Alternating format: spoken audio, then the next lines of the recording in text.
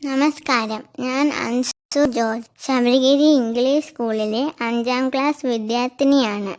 CBSE art integrated പ്രോഗ്രാമിൻ്റെ ഭാഗമായി കേരളത്തിലെയും ഹിമാചൽ പ്രദേശിലെയും ഭാഷകളുടെ താരതമ്യമാണ് ഈ പ്രോജക്റ്റിലൂടെ ഞാൻ ചെയ്യുന്നത്.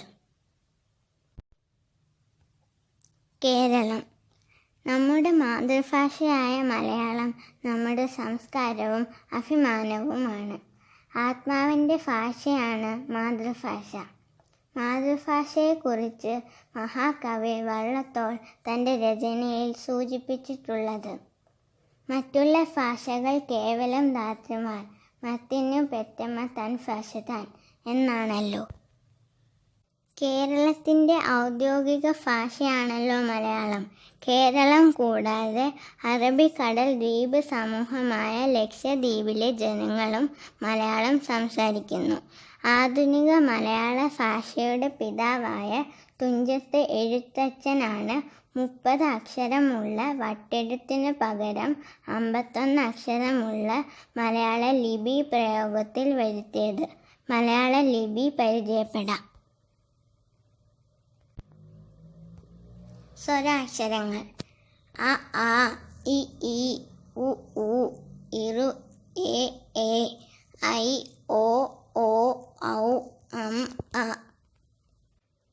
വ്യഞ്ജനാക്ഷരങ്ങൾ: ക, ഇഖ, ഗ, ഇഖ, ങ, ച, ഇച്ച, ജ, ഇച്ച, ഞ, ട, ഇട്ട, ഡ, ഇട്ട, ണ, ത, ഇത്ത, ദ, ഇത്ത, ന, പ, ഇപ്പ, ബ, ഇപ്പ, മ, യ, ര, ല, വ, ശ, ഷ, സ, ഹ, ള, റ, ഴ. ഹിമാചൽ പ്രദേശ് ഹിമവാന്റെ മടിത്തട്ടിൽ സ്ഥിതി ചെയ്യുന്ന പ്രകൃതി രമണീയമായ സംസ്ഥാനമാണ് ഹിമാചൽ പ്രദേശ്. ദേവഭൂമി എന്നറിയപ്പെടുന്ന ഈ സംസ്ഥാനത്തിലെ ഔദ്യോഗിക ഭാഷ ഹിന്ദിയാണ്. ഹിമാചൽ പ്രദേശിലെ പ്രാദേശിക ഭാഷയായ പഹാരി ഭാഷയുടെ താക്രി സ്ക്രിപ്റ്റിലെ അക്ഷരങ്ങൾ നമുക്ക് പരിചയപ്പെടാം.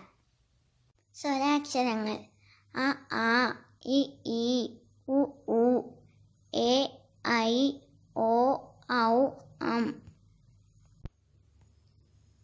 സ്വരാക്ഷരങ്ങളുടെ ചിഹ്നങ്ങളാണിത്.